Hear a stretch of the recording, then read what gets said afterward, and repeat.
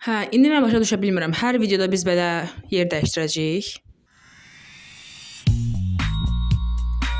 Hər birinizi xoş gördük. Bədnəzər görməyən kanaldan mən Pəri. Bugün sizinlə bu il daha çox kitab oxumaq üçün və yaxud da bu il daha mənalı şəkildə kitablarımızı seçə bilmək üçün bir siyahı təqdim edəcəm sizə.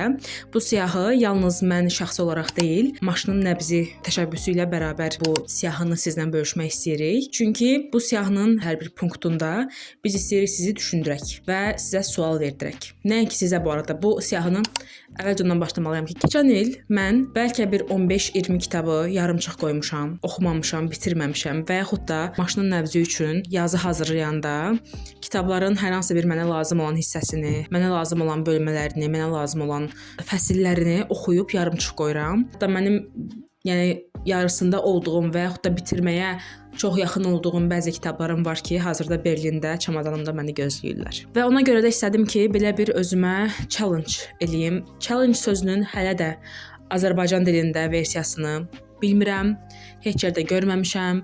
Əgər siz bilirsinizsə, xahiş edirəm kömək eləyin. Zəhləm gedir Azərbaycan dilinə ingilis dilini qarışdıraraq yazmaqdan, başlıqlarda və s. Ona görə bilirsinizsə, mənə bir əl uzadın, biz bu başlıqdakı o challenge sözünü düzəldək. Qaldı digər məsələ. Bu il mən artıq 3-4 dənə kitab bitirmək istəmirəm. Mən istəyirəm əvvəlki oxuma vərdişimə qayıdım.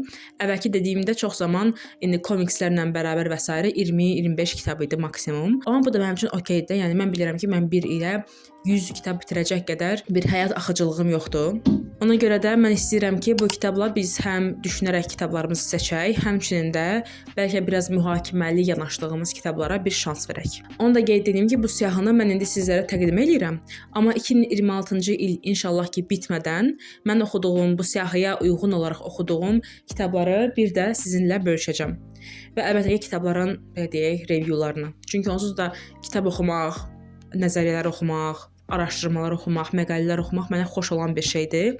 Və bunlarsız da onsuz da mənim danışdığım heç bir az kompüterimi qırdın. Neynirsən? Ay səni yanmayasan, neynirsən? Skype-da olan video çəkmək çox çətin bir məsələdir. Ki mənim videolarım, indiyə kimi çəkdiyim videoların heç birisi məqalə oxumadan, kitab oxumadan mənim birdən-birə belə vəhy ilə gələn bir şey deyildi. Əlbəttə ki, bunu oxuyub öyrənmişəm. Ona görə də kitablarsız bu YouTube kanalını əlbəttə ki, davam etdirə bilmərəm.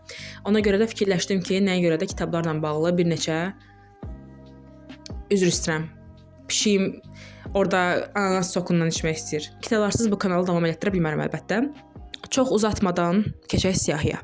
Birinci punkt. Çox maraqlı və yaxud da qəribə bir coverı, üz qapağı olan bir kitab. Nəyə görə bu kitabı düşünürük? Çünki o deyirlər, kitabı üz qapağına görə mühakimə eləmə, analiz eləmə sözü ki var. Onu düşünmək və biraz da onu öz içimizə qırmaq üçün xoşumuza gəlməyən və yaxud da bizə qəribə görünən, bizə o qədər də ürək açıcı bir fikir verməyən hansısa bir kitabı, yəni üz qapağı belə olan bir kitabı oxumaq. Birinci punktumuz budur. İkinci punkt. Artıq güvəndiyin, artıq sevdiyin, oxuduğun bir müəllifin kitabını oxumaq. Amma bu punktu önəmli eləyən bir şey var ki, biz artıq bu müəllifə fanatı olduğumuz bir müəllif kimi baxmayacağıq. Bu səfər onu oxuyanda hansı məqamlar var ki, biz artıq bəyənmirik, hansı məqamlar var ki, analizə açıqdır. Məhz bunları araşdırmağa çalışacağıq. Yəni öz güvəndiyiniz, artıq sevdiyiniz bir müəllifin bir kitabını oxuyub ona bir fanat kimi yox, bir analiz eləyən, təhlil eləyən bir mütəxəssis kimi baxmanızı istəyəcəm. Üçüncü punkt. Bəyənməyəcəyini düşündüyün bir janrda kitab. Bu da ona görə var ki, yəni məncə artıq adından hər şey bəllidir. Biz çox mühakiməli yanaşa bilirik hansısa bir janrlara, amma yaxşı bir nümunə bəlkə fikirlərimizi dəyişdirə bilər və həm də şans vermək lazımdır bir dəfə.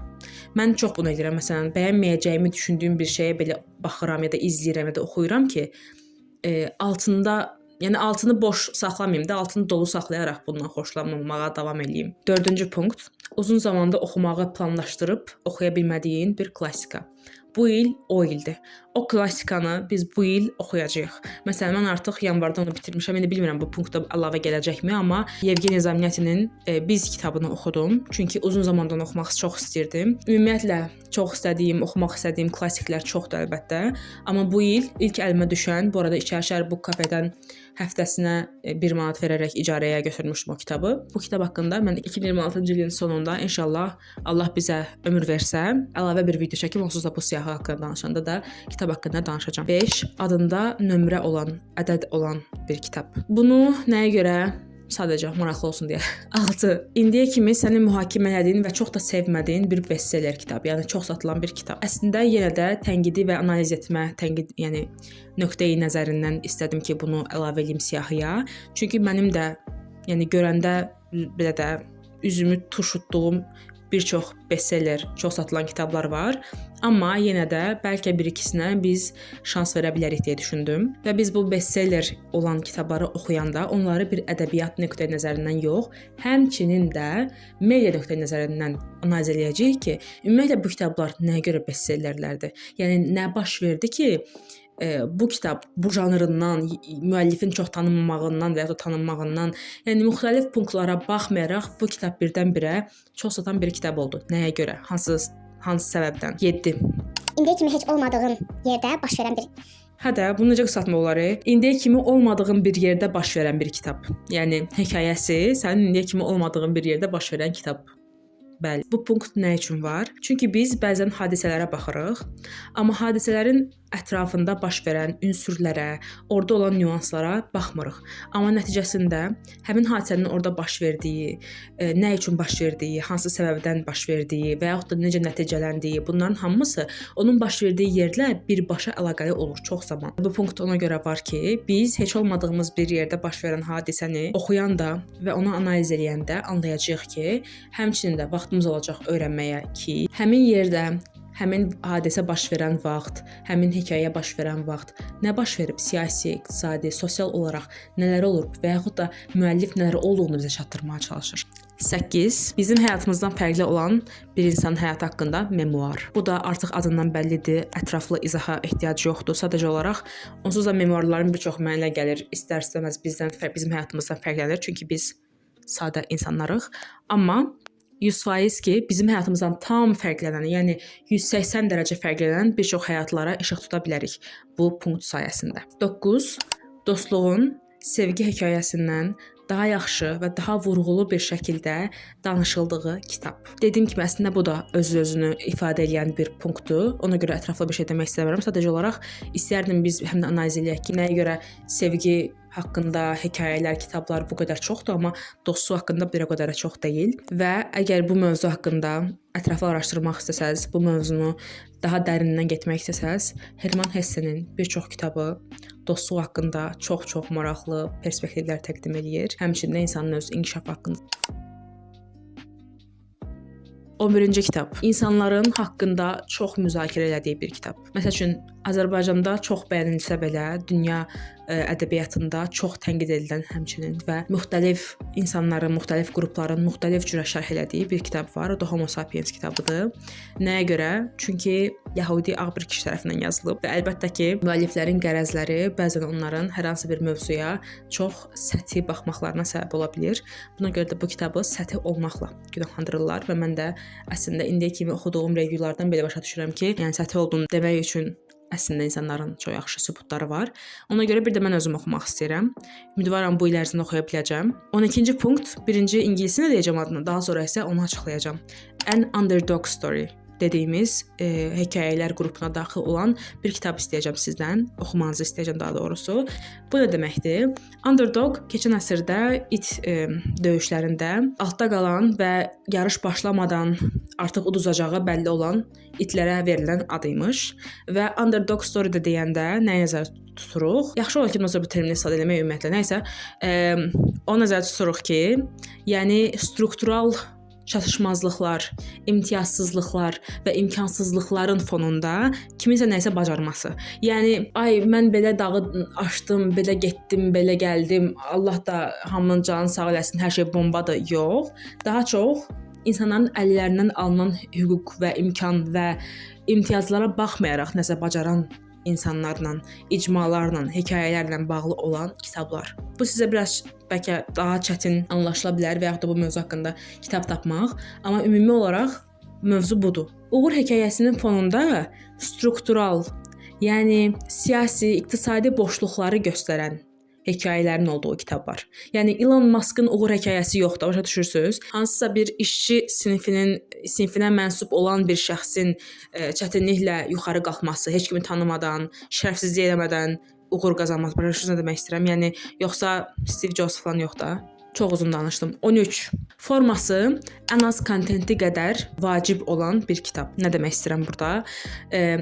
Sözsüz ki, hamımız hekayəni oxuyuruq və s. və axır, amma o kitabın yazılış tərzi belə çox əhəmiyyətli bir şeydir ki, biz orada onu tutaq. Məsələn, kitab sondan əvvələ doğru mu yazılıb, yoxsa biz müəyyən bir hekayəni görüb, sonra ortada birdən-birə biz arxivə qayıdıb, sonra yenidən bugünkü həyata qayıdırıq. Yəni müəllif hansı cürə üsullardan istifadə edərək bizi kontentə çəkməyə çalışıb, kitabın içindəkilərə çəkməyə çalışıb, budur sual. Bunu analiz etməyimiz. Yəni biri var ki, biz əvvəldən axıra kimi oxuyuruq. Yəni hadisə gəlir, kulminasiya nöqtəsinə qalxır, sonra düyüm açılır, sonra yəni də kitab bitir.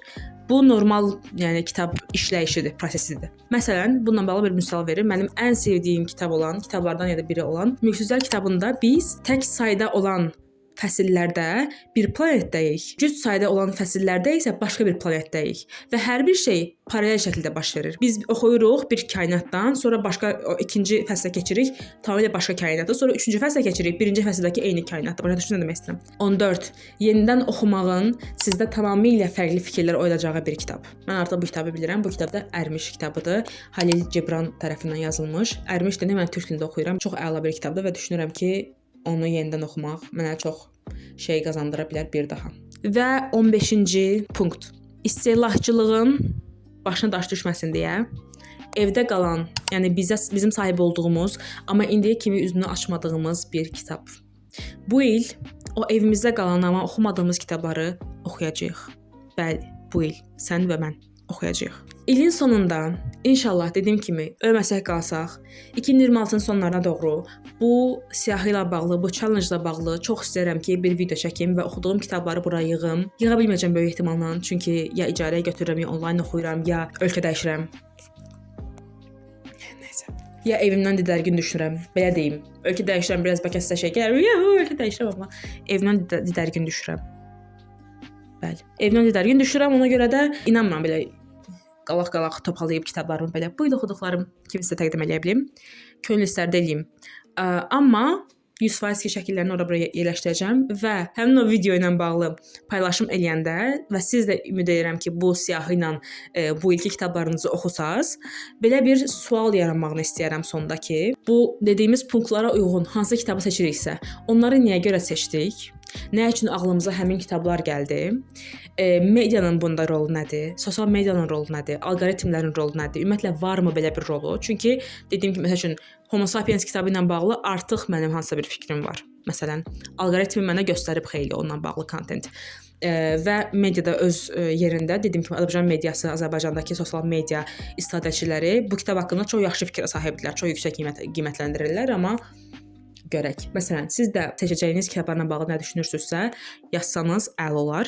İkinci bir sual isə, bu challenge, bu siyahı bizi necə bir oxucuya çevirəcək ilin sonunda? Necə bir oxucuya çevirməni istəyirsiniz? Yəni belə, bu siyahını maşının nəbzi buralara yerləşdirəcəm. Orada da post kimi paylaşacağam və böyük ehtimalla profilə pin eləyəcəm, yəni sancaqlayacağam. Və işdir birdən yadınızdan çıxsa, oranın inboxuna yazın və il ərzində oxuduqca, xüsusən bu challenge-a uyğun oxuyursunuzsa, hashtag nə deyək? Maşınla oxuyuram. Nəbz, maşının nəbzi kitab. Maşının nəbzi ilə oxuyuram. Maşını nəbzi ilə oxuyuram. Maşının nəbzi ilə oxuyuram. Hashtag ilə paylaşa bilərsiniz. Məni, Periloid və maşının nəbzi təşəbbüsünü taq eləyə bilərsiniz. Postda paylaşırsınızsa, storydə paylaşırsınızsa, taq eləyin, biz də görək və bir yerdə bunu 10 nəfər eləsək, yəni 10 nəfər o qədər çətin bir şeydir ki, heç mən də bilmirəm. Özüm də axırda bu challenge-ı bitirə biləcəyimi bilmirəm, amma 10 nəfər bu challenge-ı bitirsək, belə olar. Belə. Özünüzə yaxşı baxın, görüşərik. Fikirlərinizi YouTube-da şərhlər hissəsinə like eləmək, paylaşmaq, fikirlərinizi məndən bölüşmək çox xahiş eləyirəm. Çəkinməyin, utanmayın. Biz kontent yaradıcılarının buna çox ehtiyacı var, okey? Ona görə özünüzə yaxşı baxın. Görüşmək ümidi ilə.